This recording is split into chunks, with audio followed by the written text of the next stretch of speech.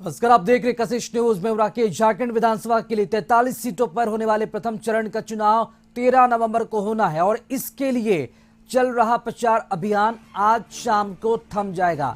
शाम 5 बजे के बाद सभा, जुलूस या फिर लाउड स्पीकर से चुनाव प्रचार नहीं किए जा सकेंगे। प्रत्याशियों को केवल डोर टू डोर जनसंपर्क की अनुमति होगी। वही 20 नवंबर को होने वाले दूसरे चरण के चुनाव के लिए 38 विधानसभा क्षेत्रों में चुनाव प्रचार जारी रहेगा। पहले चरण के चुनाव में जिन विधानसभा क्षेत्रों में शाम 5 बजे तक मतदान होना है, वहां के लिए शाम 5 बजे और जहां शाम 4 बजे तक मतदान का समय है, वहां के मतदान के 48 घंटे पहले आज शाम 4 बजे प्रचार खत्म हो जाएगा।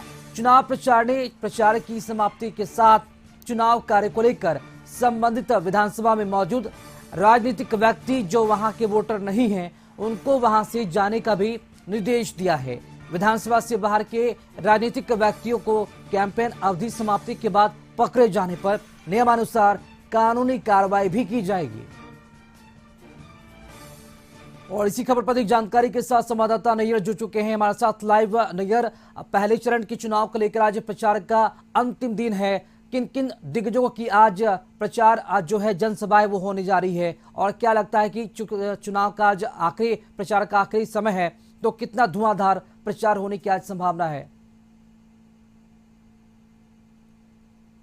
चरण का जो मतदान होना है और उसके लिए आज 4 बजे तक पूरी तरह से जो प्रचार है वो थम जाएगा। ये निर्वाचन आयोग का निर्देश है। और हालांकि जितने भी पार्टियां हैं अपना जोर पूरी तरह से लगा चुके हैं। यहाँ तक कि प्रधानमंत्री मोदी जो है वह कल रांची में रोड शो किए हैं। आज जो है कई केंद्रीय मंत्री जो है झारखंड के दौरे पर है और 4 बजे तक वो अपनी सभा करेंगे और लोगों को लुभाने का प्रयास करेंगे। और दूसरी तरफ यह है कि जेएमएम ने अभी तक से घोषणा पत्र जारी नहीं किया, तो संभवतः आज जो है जेएमएम के द्वारा संकल्प पत्र यानी कि घोषणा पत्र जारी कर दी जाएगी। हालांकि जो मुद्दे हैं वो तो पहले से ही जेएमएम के द्वारा उठाया गया है कि 1932 का खतियान रहेगा, रोजगार रहेगा, और जो मैया समान योजना में जो पैसे की जो बढ़ोतरी जो 2500 रुपये की गई है उस सब की मामले रहेगी।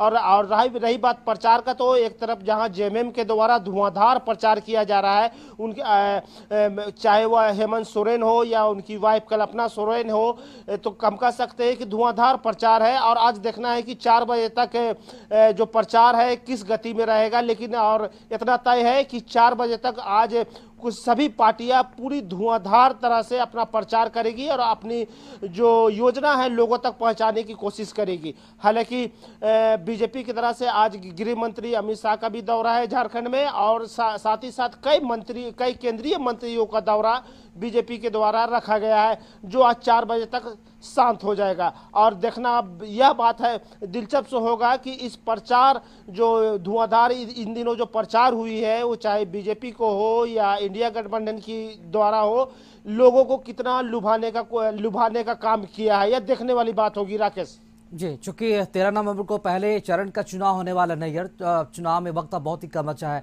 क्या लगता है ऐसे कौन कौन से मुद्दे हैं जो ज्यादातर हावी देखने को मिल रहा है और जनता के मन मिजाज पर भी ज्यादातर ये देखने को मिल रहा है, सुनने को मिल रहा है कि इनकी योजनाओं का ज्यादा छाप, जितना ज्यादा असर जनता के बीच देखने को मिल रहा है?